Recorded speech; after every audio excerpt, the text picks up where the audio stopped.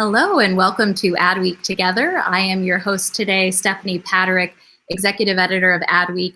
And this is the daily show where we come together with you, our community, to talk about how we're all navigating disruption together.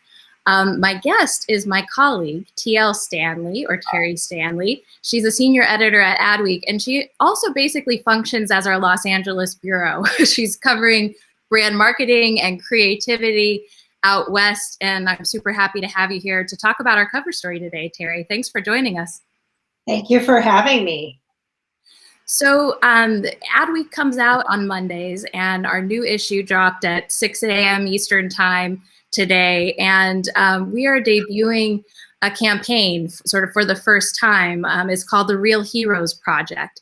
And it's this really phenomenal effort where multiple sports leagues came together to create a campaign in less than 2 months. And you're going to start to see it rolling out on social media today, as well as a PSA on Wednesday. Terry, you got behind the scenes and wrote this story. Can you tell us more about the campaign? Sure, Stephanie. Basically, it was started with Zoom calls and Slack channels that Adweek's Chief Community Officer, Nadine Dietz, set up. She was already speaking with CMO level executives across industries to find out how they were navigating the pandemic, what it was doing to their business, just how they were getting along, both personally and professionally.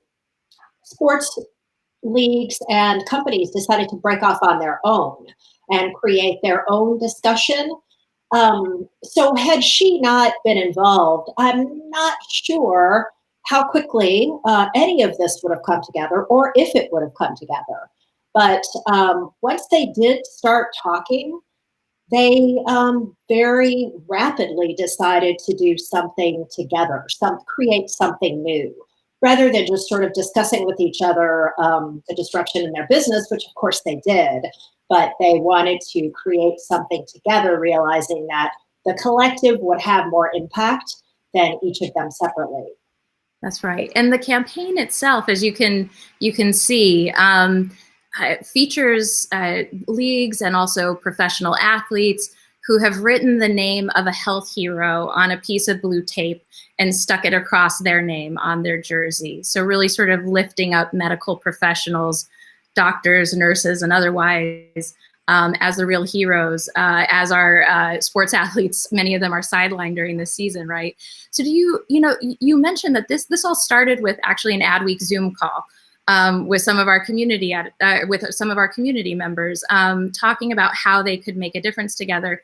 And you mentioned the speed with which this came together. I mean, you've got NFL, NHL, NBA, MLB, NASCAR, WWE, MLS, EA, and Activation Blizzard, just to name a few. How did they all agree on a campaign and execute it in this amount of time? I think so. Believe me, I ask that question a lot to everyone, because if you're a CMO, any senior level C-suite executive, your job is to protect your own brand, especially at a time like this.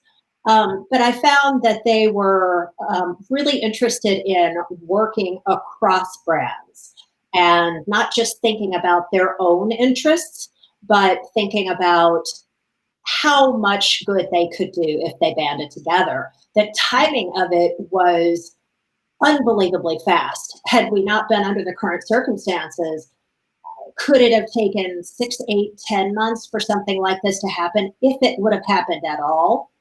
So the speed, the rapid speed that this happened was just amazing, because I think people were very single-minded about it, and they did not dither over the details. They asked Tim Ellis from the NFL to speak to 72 and Sunny, their agency. The agency said, yes, we'll do it. Everybody in the group said, sure, let's do that. And then the idea that they came up with was, as you mentioned, the athletes taking their most precious real estate, their jerseys, their game jerseys, their competitive outfits, basically, taping over their own names and putting in the name of a doctor or an EMT or whomever they chose. Once they decided on that idea, there were no hiccups. Unbelievably, right? There were no hiccups at all. Everyone said yes to the agency, yes to the idea, and then they just went about gathering all the athletes together. And you mentioned 72 and Sunny is the agency behind this one. How did this work? Did the group give them a brief, or did they create the idea and then kind of bring the agency in? The idea of doing a cross-league PSA came from the group, and they did decide that they wanted to honor frontline workers, but the logistics of the idea, the kind of the challenge now that everyone will be invited to participate in, came from the agency. And then the sign-off was unbelievably quick. Yeah. And I'm wondering, this makes me think a little bit of the Ice Bucket Challenge, if you remember, from several years ago. I think one of the most successful social, viral PSAs out there. I know in her editor's note today, Lisa Granitstein sort of invited people to get out their tape and write the name of a family member or a friend who is working, through the coronavirus crisis, and putting it on their shirt and socializing it. Is this meant to be sort of a DIY campaign, something flexible where people can actually jump in and be part of it? Absolutely. In fact, it was designed exactly that way. When I was speaking with all these different CMOs, they called the idea sticky and replicable. And that was key for the program because they didn't want it to just be some professional athletes. They certainly had more hand raisers than they can fit into a 2-minute hero video, which will be coming in a couple of days. So they wanted all of their athletes to participate in the same, in a similar fashion. They will hope that everyone participates. This could be your neighborhood t-ball, your friend's kickball league, amateur sports, neighborhood sports, college, high school. Yes, they absolutely want this to spread far and wide because every person who participates, that's another individual who's going to be honored, another real hero. Yeah. And do you know how they chose the medical professionals who are highlighted? I mean, imagine that's a difficult task just with so many people working on the front lines. How did they pick? 72 and Sunny has a research group, and they really went into overdrive. They did lots of scanning of media stories, newspaper, just a whole gamut to find and locate and identify some people. So they wanted to be able to have a reserve of frontline workers so that if the athletes themselves didn't have someone in mind that they wanted to honor, then they could get that name and that person from the agency. But a lot of them they had family member or family friends, sometimes a sibling, a relative that they specifically wanted to honor. Yeah, personal connection. I want to pause for a moment and say, I know we've got people tuning in on Facebook, on adweek.com, on LinkedIn. If you are watching on LinkedIn, I see we've got someone from Chicago, someone from San Francisco, someone from Boston tuning in. If you're tuning in on LinkedIn and you have a question for Terry, either around the Real Heroes Project or creativity or marketing right now, we're also going to get into cannabis marketing in particular. Drop your question in the comments. I'm going to be monitoring those, and I will send a couple her way. So Terry, I want to broaden the scope and get into this idea of what can marketers learn from a campaign like this. In particular, how and when should a brand enter the conversation around the coronavirus, and when should they step back? I think an important point of the Real Heroes Project is that this was discussed among this C-suite group. What is everyone doing individually? Are you raising funds? Are you devoting resources? Are you helping? What are you doing in a very tangible way? It was table stakes. So if people had not been already developing their own track record of service during this time, I don't believe it would have worked, and I don't believe they would have been involved, because that really was required. That was a requirement for everyone who was going to be part of this. You had to prove that you were already basically coming correct. I think that's a big lesson, because you can decide to do something that's sort of sweet or congratulatory right now, but if your own house is not completely in order, then I think you're setting yourself up for potential criticism. Yeah, I've started to hear this phrase batted around of COVID washing. This idea of brands just bandwagoning and talking about adding the coronavirus into their messaging, just to be part of the conversation. Have you seen have you seen examples of that? Have you seen some bad examples, or overall, are you seeing brands handle their messaging well at a time like this? That's a really good question. And I have been so focused on the ones who are doing it right that I haven't looked for the ones who are doing it wrong. I'm sure they're out there, and they will take the heat for it. But yeah, I've been very focused on the ones who are backing up their programs. And it's a mistake to COVID wash. Everyone knows that. It's the same as greenwashing or good washing, or we see it all the time in other areas. This one is even more sensitive, I think, even more eyeballs and more scrutiny on marketers. So if you're doing that, I believe people will find out and they will call you out on it. Yeah. It's interesting. I know April Fool's Day is now a month away, but I thought it was interesting. You wrote a story about how a lot of marketers were sitting April Fool's Day out, which got me thinking about this idea of tone. I think people have maybe felt like they've had to back away from a more humorous or lighthearted tone right now. And I know even like at Adweek, we often will do some kind of April Fool's stunt on social media. And we had a lot of conversations internally about, should we like rename it April Feels, or should we, what can we do that feels appropriate? And so I guess I'm wondering, what your thoughts are on tone right now. Was that just at the beginning of the crisis where people sort of shied away from comedy and lightheartedness? And are we seeing a return to that? Or are brands having to really fundamentally rethink the tone of their messaging? They absolutely have to rethink the tone. I think the thing about April Fools was, the nature of that holiday is tricking people and pulling the wool over their eyes. And at a time when there is some dangerous misinformation going around, I think marketers rightly realized that this would not be the time to trick people and to make them, try to make them believe something that's not true.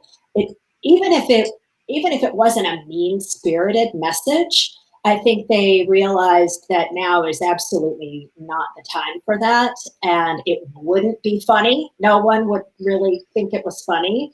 So it was so kind of fresh at that point, and everyone was extremely nervous and unsure. And I think the marketing community has had a lot of fun with that holiday in the past. We've covered it for a number of years in these roundups that just include every brand under the sun practically having a lot of fun with that day. And they decided this time they did not want to devote the resources to it, because I think that would have kind of been seen as wasteful. And they just didn't want to do anything that would seem to be mean spirited, or yeah, they didn't want to trick people, even for 420. Now that's a very different holiday, a very different type of holiday, but we have seen brands in years past, again, have a lot of fun with that holiday. Mainstream brands, lots of social media talking about, you know, what you may be doing on 420 and don't you need snacks for that and don't you want to order out, and I mean there were lots of very funny things, and this year we didn't see any of that, and I don't think it was a problem with tone so much. It would have just been, why should we spend the resources doing something silly when we could probably use that time and energy to do something a little more useful. Yeah. And let's dive into cannabis now, because you and I were talking last week, and you just mentioned to me something that stuck with me, the rapid evolution that you are seeing among cannabis companies in this current moment. That this moment that they're in, they are taking steps forward in terms of their content, in terms of their operations that they might not have earlier. What are you seeing overall? What are some interesting pivot stories there? I'm actually right now working on the next cannabis story, which is lessons learned during the pandemic, and it's a very scrappy industry anyway, and dispensaries, brands have to be awfully nimble to keep up with regulations, city, state, local, everything. Um, this business is booming right now, as you might imagine. People are looking to cannabis for stress relief, anxiety, insomnia, a host of stress related issues, wellness issues, in addition to people who need it for medical reasons. The business is definitely booming, but it's in a bit of a transition because some states have allowed them to stay open as an essential business. Some have not. There are new rules about how they can do business. Can you remain open as a bricks and mortar operation? Must you go delivery only, curbside pickup, contactless delivery? All these things they have never had to deal with before, and they have very quickly adjusted and switch their business models to perhaps Yeah. delivery only.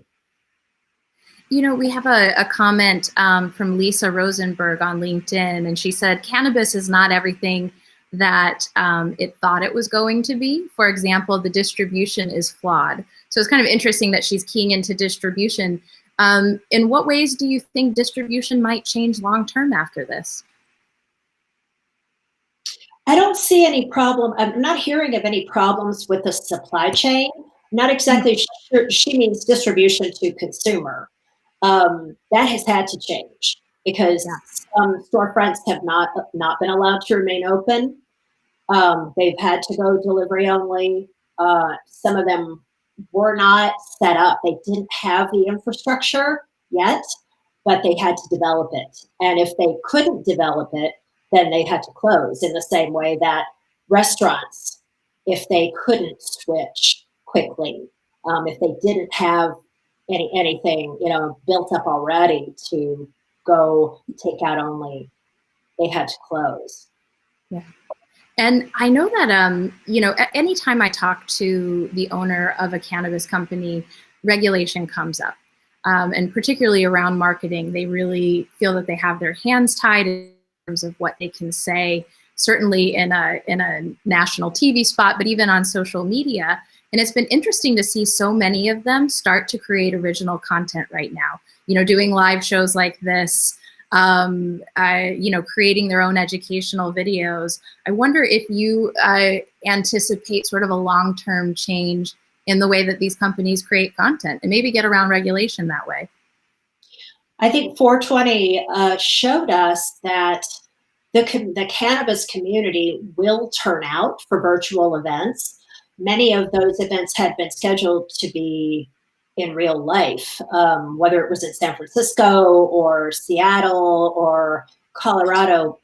Giant, massive gatherings of people usually happen on 420. Of course, that couldn't happen this year. So many of those groups the organizers took those events, made them digital, and people showed up, they stayed, they engaged, they ordered product via delivery during the live streams.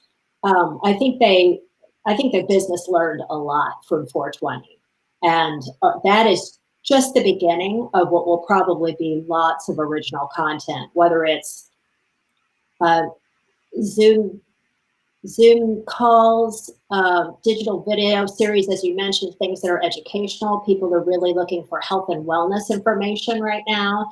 So they can really, the business can really serve a purpose there. They can also learn a lot more about their consumers by engaging with them online. I think we'll see lots of kind of interesting and original content come out of the cannabis business.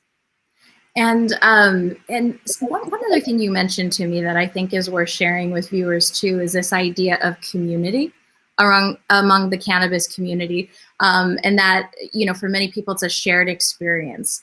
And when you have social distancing, that goes away. I know event marketers are struggling with this same thing. You know, the live events, concerts, you know, sports games. It's part of the appeals. It's a shared experience. Do you think that these businesses can overcome that lack of physical community? I think it will be as difficult for them as it is for any live events business, for the experiential world in general. But I think they're rallying around people who have a lot of credibility in this space. For instance, Wiz Khalifa or Be Real or Burner, or, you know, they're really Whoopi Goldberg. There've been lots of people, Tommy Chong, who have a lot of long-standing credibility in this space. You couldn't just throw anyone at it. You'd have to have people who understand that community and who have some built up, you know, cred with them. All right. So final question for you, moving away from cannabis and just into creativity in general. You watch a lot of campaigns. You talk to a lot of creatives. I want to know, what is Terry's do and Terry's don't? What is like a trend that you're seeing in creativity that you love right now? And what's the thing that you could go the rest of your life without seeing? Wow, that's a really good question. I think initially everyone was so concerned with not stepping in it. They were so concerned, rightly, with not making a mistake, not doing it wrong. So things were very, very cautious. But then I think people started to loosen up a little bit and do some things that were a little more creative, a few stunts. Burger King has done some interesting kind of stunts, proving that it is certainly okay to use a little levity right now. We're just far enough away from, let's just say, those very early days when everyone was completely anxious and upset. And now I think we have a little bit of time, so you can get a little looser. But I think I am tired of seeing ads that look alike. I'm tired of the overly smarmy, really sappy, I will make you cry kind of ad. I'm a little tired of that. So I think we need to move beyond it. It's okay to bring back a little bit of levity. I think that's great advice. And actually, one of our most popular stories on the site last week was about Burger King giving away free food to people who are using their billboards as Zoom backgrounds, for example. So sort of tapping into the moment, but in a way that feels fun and is giving people a freebie. Terry, thank you so much for joining us. I really appreciate you. I know it's early out there. I appreciate you joining me today and talking about all things creativity and also the Real Heroes Project.